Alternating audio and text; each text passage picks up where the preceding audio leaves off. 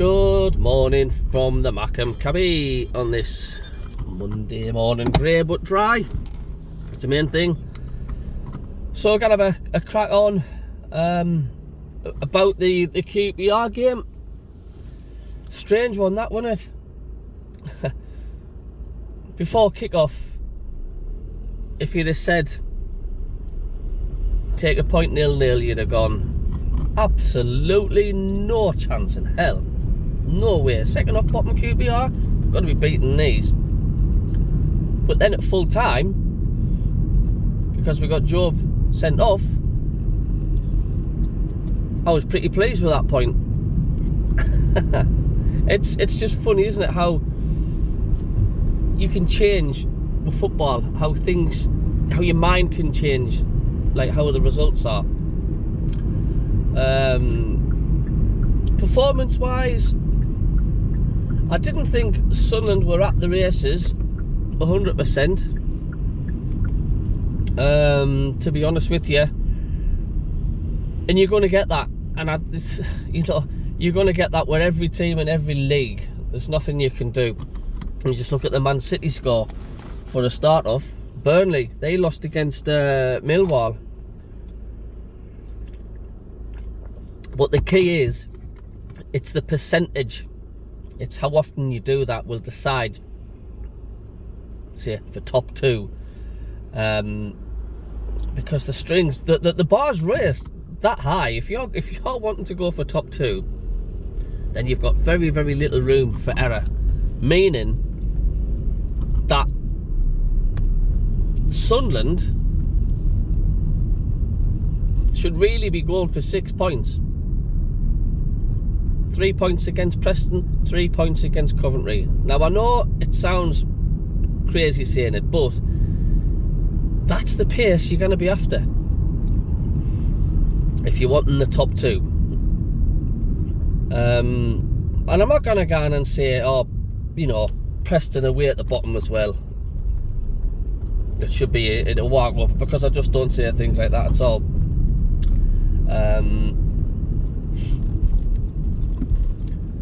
Of course, Bellingham out for 3 games now, and I can see why the referee sent him off.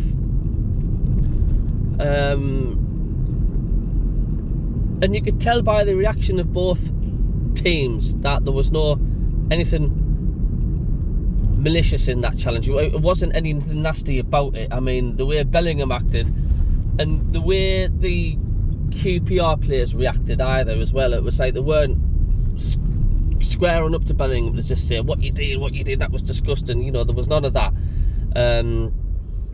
You know, I think he partially slipped as well. He overstretched, he mistimed it, and straight away he put his hands up. And the letter of the law, the referee unfortunately had to make that decision and send them off, which was a shame.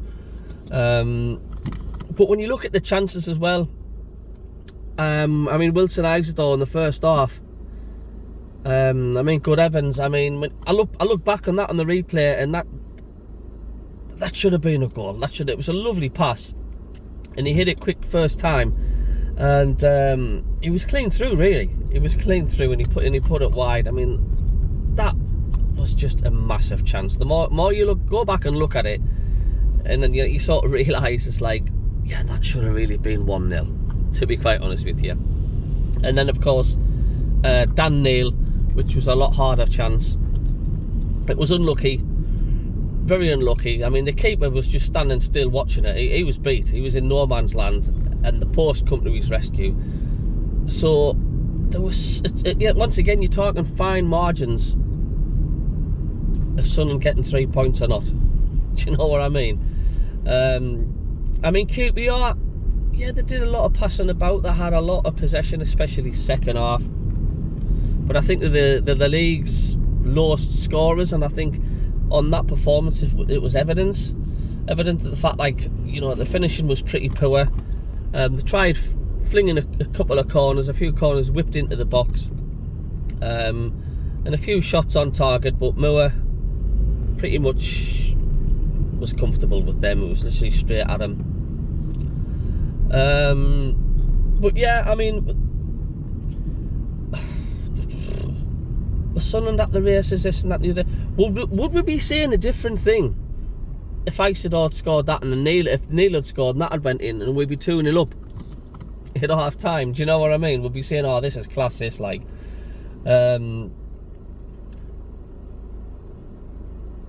But yeah, I mean, there wasn't that sort of clicking, that togetherness sort of thing, should I say, that when you look at that Oxford game, and we just wiped the floor, and then you looked at that Q.P.R game, it just felt a bit disjointed at times, didn't it?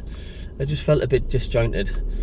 But like I say, you know, the last time we won 3 on the trot, we played away to Plymouth and we lost. So a bit of an improvement, really. 3 on the trot we won. This time we didn't lose. We still picked up another point.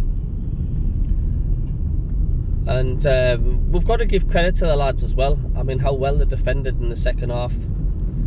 Because we all knew for the 25 minutes or so into the second half, it was going to be all Q.P.R, back to the wall.